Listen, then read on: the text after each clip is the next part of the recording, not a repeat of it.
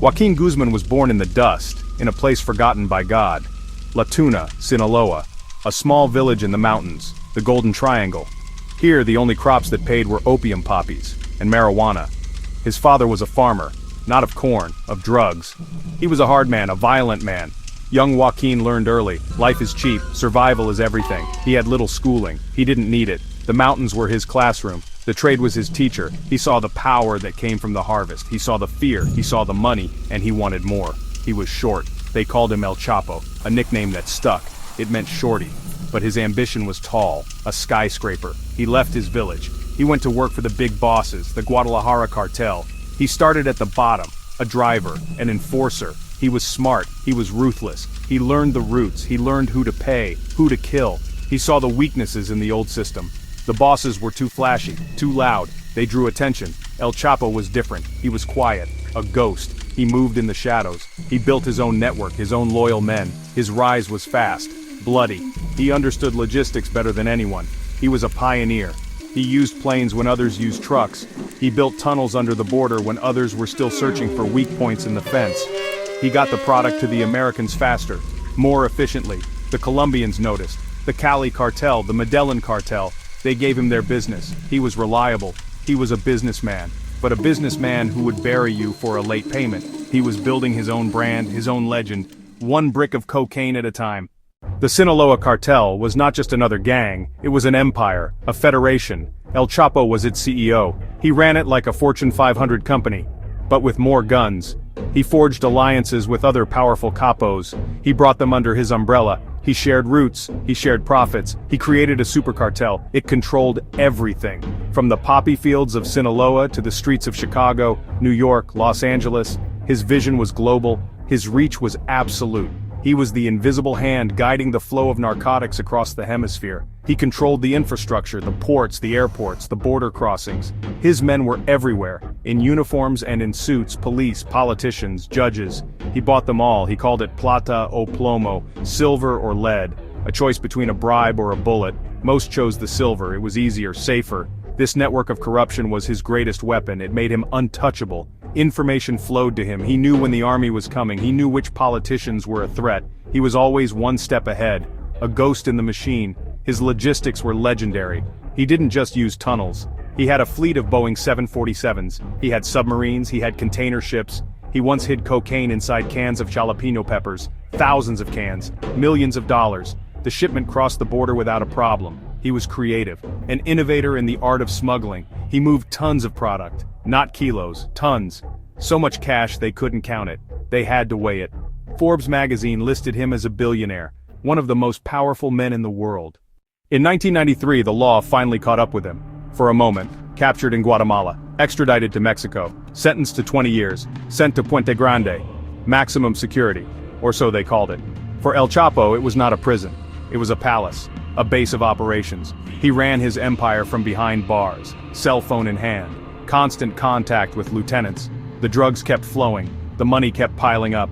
Nothing had changed, except the government paid his room and board. It was a joke. He lived like a king inside Puente Grande, guards as servants.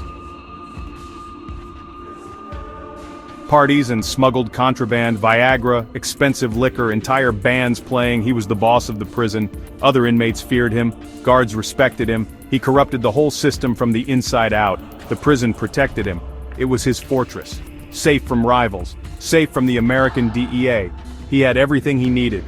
Then things changed. 2001 whispers. Government cracking down. Americans applying pressure. They wanted him extradited to the US. Sent to a supermax. A real prison. One he couldn't buy or control. In an American prison, he'd be just another number. His power would vanish. He would die there, alone. The thought terrified him. He had to get out. Palace became a cage. The plan? Simple, audacious. He wouldn't tunnel or blast out. He would walk out, or be rolled out. Loyalty of guards, system in his pocket. He needed the right moment. Studied routines, shift changes, blind spots. He knew every inch.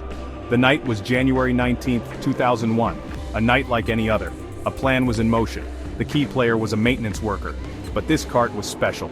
It was heavy, heavier than usual. It was filled with dirty linens, and a billionaire drug lord. El Chapo was inside, curled up, hidden beneath the sheets.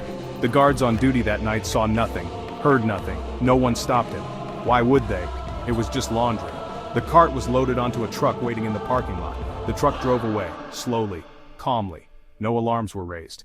Hours passed before the guards realized. He had simply vanished. For 13 years, El Chapo was, well, a ghost, a legend, the world's most wanted man.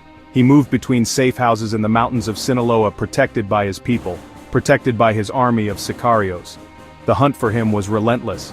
The Mexican Marines backed by the DEA. There were close calls, raids where he escaped just minutes before they arrived. Through secret doors hidden behind bathtubs, through sewer systems, he was a phantom, always one step ahead. During these years his power grew. His empire expanded. He was more ruthless than ever. The escape had solidified his myth. He was seen as untouchable, almost supernatural. He waged a bloody war against his rivals, consolidating control over the drug trade. The violence escalated. Mexico burned.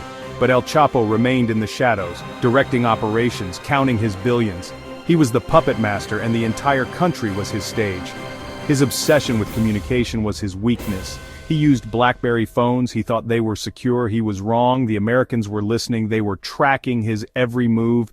They began to close the net. They captured his top lieutenants. In February 2014, they cornered him in Mazatlan.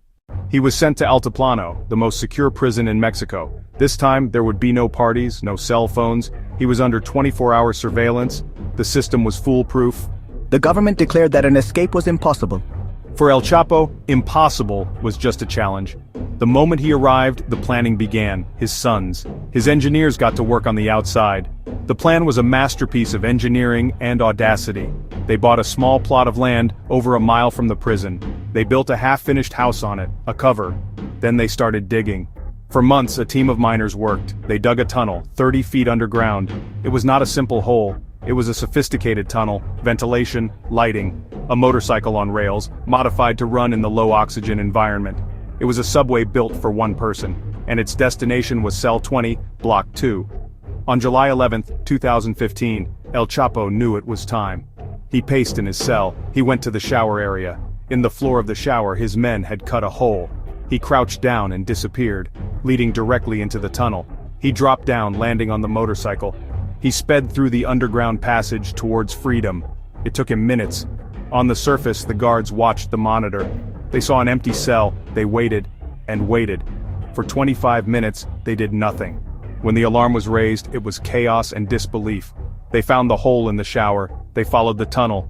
He was gone. Again. The world was stunned. The impossible had happened. He had escaped from Mexico's most secure prison. The news broke like a thunderclap. El Chapo had escaped, again. International news networks interrupted programming. Social media exploded. For law enforcement, it was a nightmare. The Mexican government was humiliated. The United States was furious. The DEA had spent years helping to capture him. The manhunt became the biggest in Mexican history. The military was deployed. Checkpoints were set up everywhere. His face was on every screen. But El Chapo melted back into the mountains of Sinaloa. He even gave an interview while on the run, meeting with Sean Penn. The interview with Sean Penn was a fatal mistake. Authorities were tracking the communication used to set up the meeting. It gave them a new lead. They began to close in again. He wanted to make a movie about his life. This desire for fame was his undoing. On January 8, 2016, the end came. Mexican Marines raided a house in Los Mochis. A fierce gun battle erupted. El Chapo escaped through a secret tunnel hidden behind a mirror. They emerged into the sewer system. They crawled through filth for over a mile. They surfaced and stole a car. It seemed he might slip away again, but his luck had run out. Federal police spotted the stolen vehicle. They pulled it over. It was him. No grand shootout, just the quiet click of handcuffs. The chase was over. This time, there would be no mistakes. Mexico quickly approved extradition. In January 2017, he was put on a plane to the United States. His kingdom was gone. His power was broken. The myth was finally over. Today, Joaquin El Chapo Guzman is inmate number 89914-053. He is locked away at ADX Florence, the Alcatraz of the Rockies. He is in solitary confinement for 23 hours a day.